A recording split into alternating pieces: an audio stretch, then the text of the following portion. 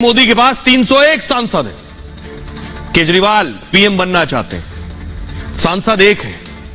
Akhilesh Yadav PM बनना चाहते हैं, सांसद 3 है। उद्धव ठाकरे भी पीएम बनना चाहते हैं, सांसद 6 है। नीतीश कुमार पीएम उम्मीदवार, सांसद 16।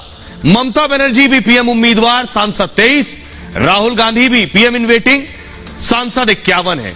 ये 1 से लेकर 51 तक चाहिए 272। कैसे पीएम बनेंगे, सवाल ये। लेकिन जो पीएम बनाएंगे वो है देश के लोग, देश की जनता, देश की आवाम। देश के लोग क्या सोचते हैं? एक तरफ मोदी है, दूसरी तरफ राहुल है, केजरीवाल है, नीतीश है, ममता बनर्जी है और अब तो उद्धव भी आ गए। इन पर क्या सोच रही है देश की जनता, सुनिए। सारे तो दूल्हे बन के आए हुए हैं, वो सब घोड़ी चढ़ना चाहते हैं। टारगेट क्या है?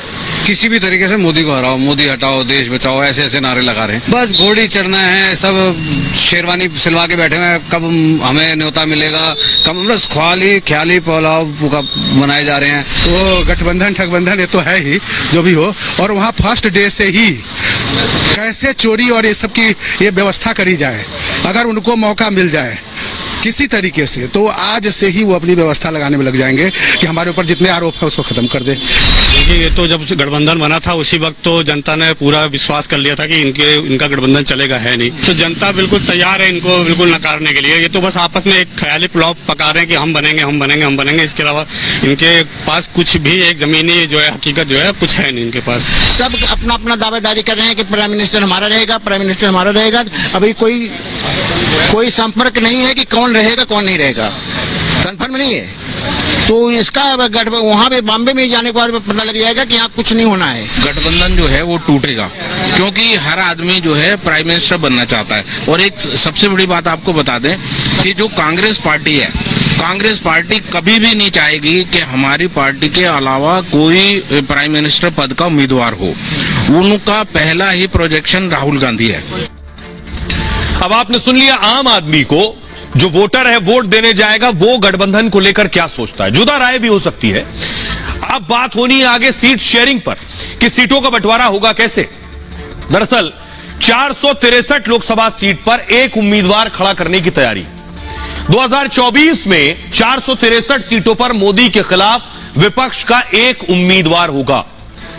463 सीटों पर उम्मीदवार का खाका खींच लिया गया है और 31 अगस्त और 1 सितंबर को मुंबई में इस पर विस्तार से चर्चा होनी है। कई राज्यों में सीटों के तालमेल मुश्किल हो सकती है। महाराष्ट्र में एनसीपी 19 सीटों पर लड़ सकती है और कांग्रेस को 8 सीटें मिल सकती हैं, सोर्सेस से जानकारी।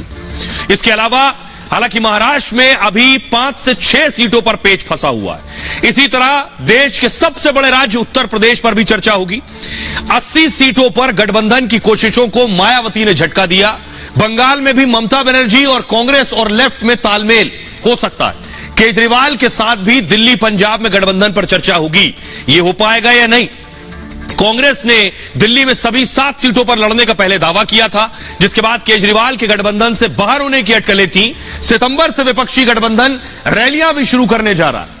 रैली जनसभा में सीधे तौर पर प्रधानमंत्री मोदी पर हमले से बचा जाएगा कि मोदी पर सीधे टारगेट नहीं करना है, वरना पूरा चुनाव मोदी वर्सेस ऑल हो जाएगा। इसलिए मोदी को कुछ नहीं कहना है।